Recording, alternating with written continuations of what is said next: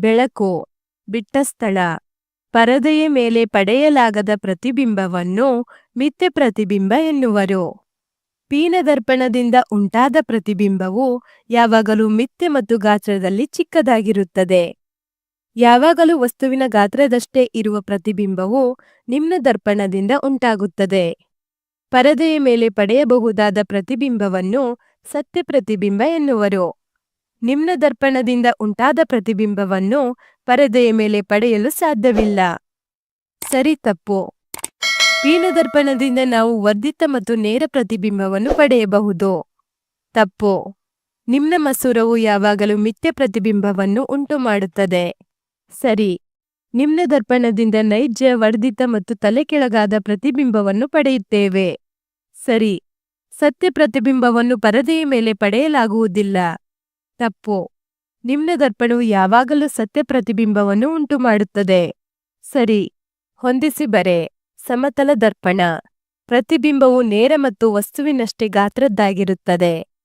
ಪೀನದರ್ಪಣ ವಿಶಾಲವಾದ ಸ್ಥಳದಲ್ಲಿ ಹರಡಿರುವ ವಸ್ತುಗಳ ಪ್ರತಿಬಿಂಬವನ್ನುಂಟು ಮಾಡಬಲ್ಲದು.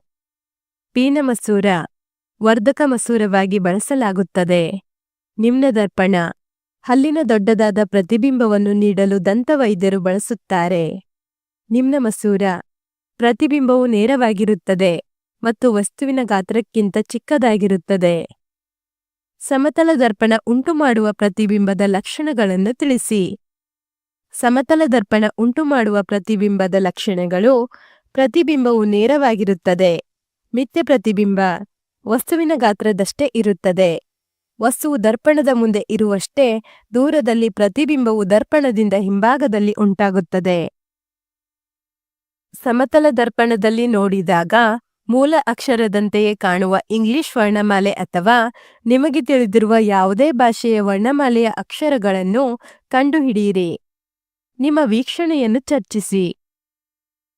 AHIMOTUVWXY ಇವು ಸಮತಲ ದರ್ಪಣದಲ್ಲಿ ನೋಡಿದಾಗ ಮೂಲ ಅಕ್ಷರದಂತೆ ಕಾಣುವ ಇಂಗ್ಲಿಷ್ ವರ್ಣಮಾಲೆಯ ಅಕ್ಷರಗಳು. ಮಿಥ್ಯ ಪ್ರತಿಬಿಂಬ ಎಂದರೇನು? ಮಿಥ್ಯ ಪ್ರತಿಬಿಂಬವು ಉಂಟಾಗುವ ಸಂದರ್ಭವೊಂದನ್ನು ತಿಳಿಸಿ. ಯಾವ ಪ್ರತಿಬಿಂಬಗಳನ್ನು ಪರದೆಯ ಮೇಲೆ ಪಡೆಯಲು ಸಾಧ್ಯವಾಗುವುದಿಲ್ಲವೋ ಅವುಗಳನ್ನು ಮಿಥ್ಯ ಪ್ರತಿಬಿಂಬ ಎನ್ನುವರು. ಸಮತಲ ದರ್ಪಣದಿಂದ ಮಿಥ್ಯ ಪ್ರತಿಬಿಂಬವು ಉಂಟಾಗುತ್ತದೆ. ಪೀನ ಮತ್ತು ನಿಮ್ನ ಮಸೂರಗಳ ನಡುವಣ ಎರಡು ವ್ಯತ್ಯಾಸಗಳನ್ನು ತಿಳಿಸಿ. ಪೀನ ಮಸೂರ, ನಿಮ್ನ ಮಸೂರ. ಅಂಚಿಗಿಂತ ಮಧ್ಯದಲ್ಲಿ ದಪ್ಪವಾಗಿರುವ ಮಸೂರಗಳು ಪೀನ ಮಸೂರಗಳು. ಮಧ್ಯದಲ್ಲಿ ಅಂಚಿಗಿಂತ ಹೆಚ್ಚು ತಳುವವಾಗಿರುವ ಮಸೂರಗಳು ನಿಮ್ನ ಮಸೂರಗಳು. ಪೀನ ಮಸೂರಗಳು ಬೆಳಕನ್ನು ಕೇಂದ್ರೀಕರಿಸುತ್ತವೆ. ನಿಮ್ನ ಮಸೂರಗಳು ಬೆಳಕನ್ನು ವಿಕೇಂದ್ರೀಕರಿಸುತ್ತವೆ.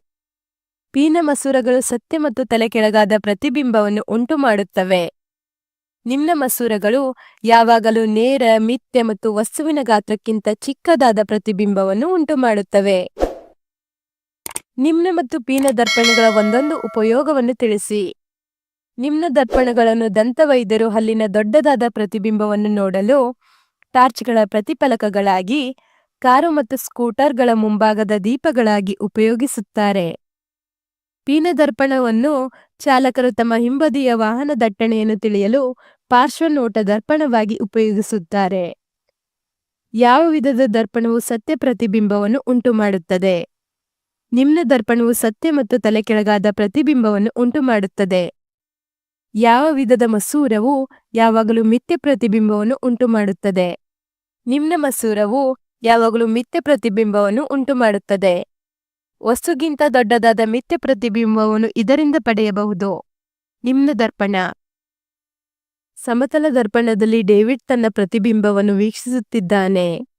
ದರ್ಪಣ ಮತ್ತು ಪ್ರತಿಬಿಂಬಗಳ ನಡುವಣ ದೂರ 4 ಮೀಟರ್. ಡೇವಿಡ್ ದರ್ಪಣದ ಕಡೆ 1 ಮೀಟರ್ ಚಲಿಸಿದರೆ ಡೇವಿಡ್ ಮತ್ತು ಅವನ ಪ್ರತಿಬಿಂಬದ ನಡುವಣ ದೂರವು 6 ಮೀಟರ್. ಒಂದು ಕಾರಿನ ಹಿನ್ನೋಟ ದರ್ಪಣವು ಸಮತಲ ದರ್ಪಣವಾಗಿದೆ. ಕಾರನ್ನು ಚಾಲಕ 2 ಮೀಟರ್ ಪರ್ ಸೆಕೆಂಡ್ ವೇಗದಲ್ಲಿ ಹಿಂದಕ್ಕೆ ತರುತ್ತಿದ್ದಾನೆ. ಚಾಲಕ ಹಿನ್ನೋಟ ದರ್ಪಣದಲ್ಲಿ ತನ್ನ ಕಾರಿನ ಹಿಂಭಾಗದಲ್ಲಿ ಟ್ರಕ್ ನಿಲ್ಲಿಸಿರುವುದನ್ನು ಕಾಣುತ್ತಾನೆ.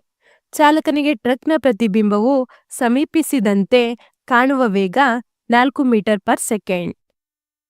ಧನ್ಯವಾದಗಳು. ಈ ವಿಡಿಯೋನ ಒಂದೆರಡು ಬಾರಿ ನೋಡಿ ಹಾಗೂ ಪರೀಕ್ಷೆಗಳಲ್ಲಿ ಅತಿ ಹೆಚ್ಚಿನ ಅಂಕಗಳನ್ನು ಗಳಿಸಿರಿ.